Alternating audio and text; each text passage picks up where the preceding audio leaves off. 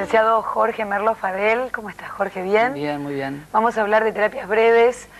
Uno de los temas que siempre tratamos con él tiene que ver con los trastornos de ansiedad, pero tratamos, creo que vamos aprendiendo, ¿no?, con el andar, a responder a las preguntas de la gente. ¿Cómo engancha este tema, esto de trastorno de ansiedad, esta cosa que inevitablemente de 10 personas hay 5 o que están en camino o que ya lo padecen?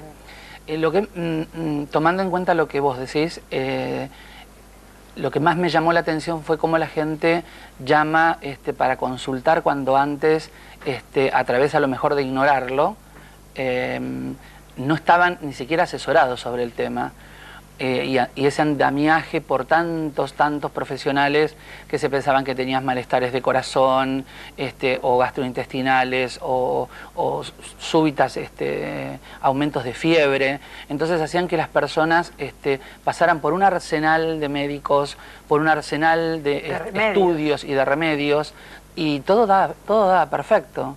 Y lo que no se tenía en cuenta, esta famosa palabra que se empezó a manejar estos últimos tiempos, que bueno, que es el trastorno de ansiedad, que vos sabés muy bien que abarca un montón de patologías, como son desde el pánico hasta la fobia, desde los trastornos obsesivos compulsivos hasta las agorafobias, el estrés postraumático.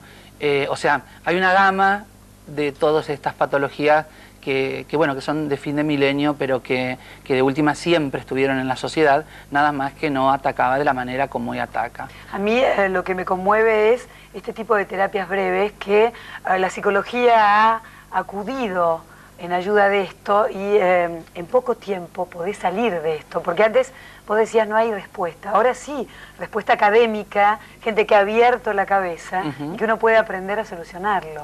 Pues fíjate que una de las preguntas que más me suelen hacer es el tema de, por ejemplo, ¿qué significa esto de terapias cognitivas o terapias breves, ¿no? Entonces yo le digo que ante una ruptura epistemológica como la que se produce desde el psicoanálisis en adelante, siempre teniendo en cuenta que el psicoanálisis y el inconsciente y Freud han hecho un gran cambio en la historia del milenio, y respetando eso, digamos, otros que somos más jóvenes, que nos hemos abocado a lo que son las terapias breves, nos ocupamos del aquí y el ahora y focalizamos la patología, para que esa persona en tiempos más acortados, que no significa que no sean profundos, la persona pueda comenzar a sentirse bien.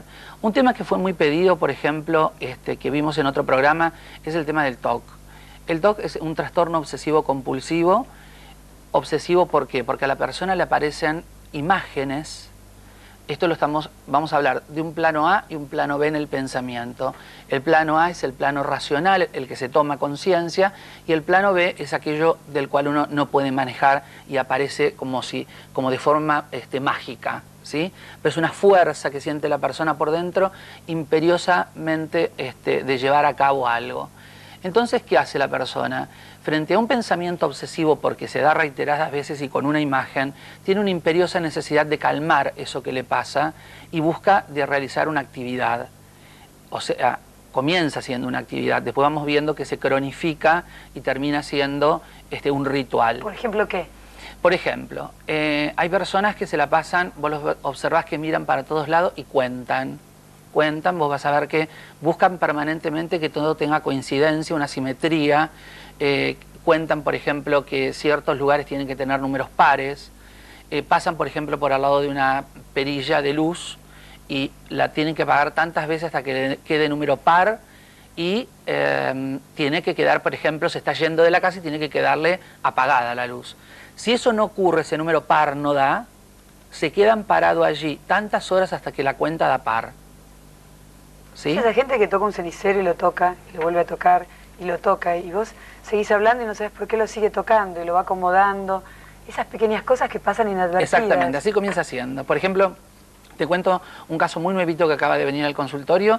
La persona que ya viene, por supuesto, con un TOC instaurado, ella me comenta, dice, no, porque yo cuando era chiquita, dice, yo me acuerdo que me reclinaba desde mi cama y trataba que mis zapatos quedaran acomodados. Después se empezó a acordar, hizo otro recuerdo y de pronto me dice, claro, también la carpeta que colgaba de mi mesa de noche tenía que quedar las 4 puntas colgadas iguales. O sea, que ya había una pequeña, nos estaba hablando de algo ya de la infancia, ¿no? Por ejemplo, los chicos con TOC, hay niños con TOC y no se los descubre, son niños que borran mucho en el cuaderno hasta romper la hoja. Hacen agujeros. O llenan los inodoros de mucho papel higiénico hasta rebalsarlos, son conductas netamente obsesivas, ¿no? Esto se va cronificando con el tiempo porque casi siempre, aparte de este desorden que te voy hablando, se tiene que dar un trastorno de la personalidad. Hay personas que tienen un TOC y son neuróticas, hay personas que tienen un TOC y como base son psicóticas o tienen una situación de borderline. Esto también se tiene que tener en cuenta, el trastorno de personalidad de base.